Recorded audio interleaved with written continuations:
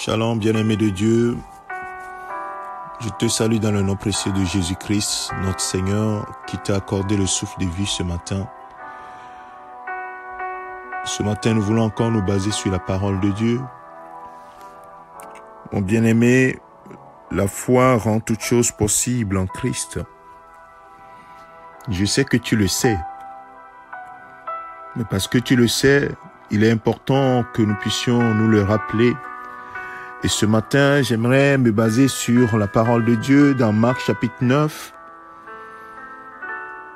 le verset 23, qui fait suite à une histoire où un homme amenant son fils pour être délivré d'un esprit muet qui l'agite et le fait tomber dans le feu, ainsi de suite. Les disciples n'ont pas pu chasser l'esprit et le monsieur s'adresse à Jésus-Christ en lui disant, si tu peux faire quelque chose, ce serait bien. Alors le Seigneur Jésus lui dit, dans Marc chapitre 9, verset 23, Jésus lui dit, si tu peux, tu me dis à moi, si je peux, tout est possible à celui qui croit. Alors mon frère, tout est possible à celui qui croit.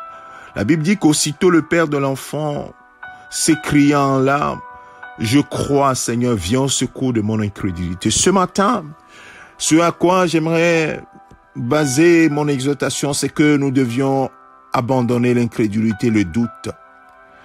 Bien-aimés, croire en Dieu, mettre la confiance en la parole de Dieu, c'est que nous croyons fermement que ce qu'il dit, il est capable de le faire.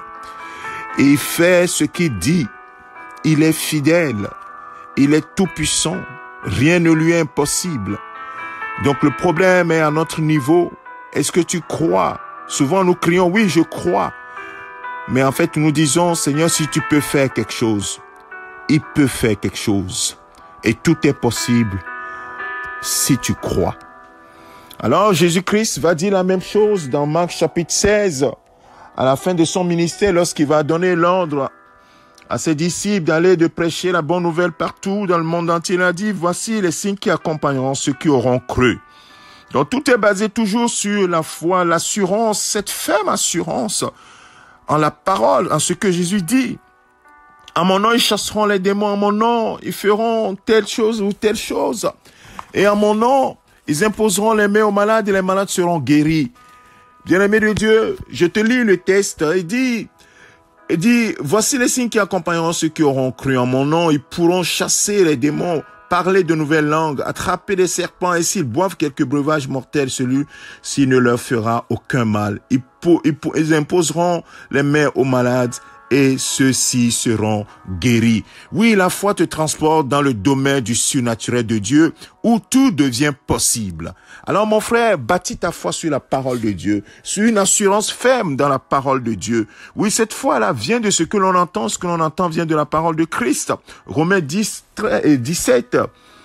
Il faut que tu bâtisses ta confiance en la parole de Dieu. Ne doute pas. Ne rends pas la parole, ne mets pas la parole dans le domaine du naturel, dans le domaine humain où nous avons des impossibilités. La foi en Christ, la foi en Dieu, en foi en la parole de Dieu, nous transporte dans le domaine du surnaturel où tout devient possible. Alors mon frère, ma sœur, c'est ce à quoi le Seigneur nous a appelés. Et dit, mon juste vivra par la foi. Et c'est par la foi que nous devons marcher dans ce monde. Pour que le surnaturel devienne quelque chose qui soit évident pour nous. Que le Seigneur te bénisse. Souviens-toi, la foi rend toutes choses possibles en Christ. Ton assurance, ta ferme assurance en la parole de Dieu, en la parole de Christ. Tout est possible à celui qui croit. Que le Seigneur te bénisse. Que sa force te soit renouvelée ce matin. Et laisse le doute de côté, l'incrédulité de côté. Tu n'as rien à perdre. Crois seulement. Tu n'as rien à perdre. Aie foi en lui. Et tu verras sa gloire se manifester. Au nom de Jésus-Christ. Merci Seigneur. Amen. C'est ton serviteur le pasteur Alexandre.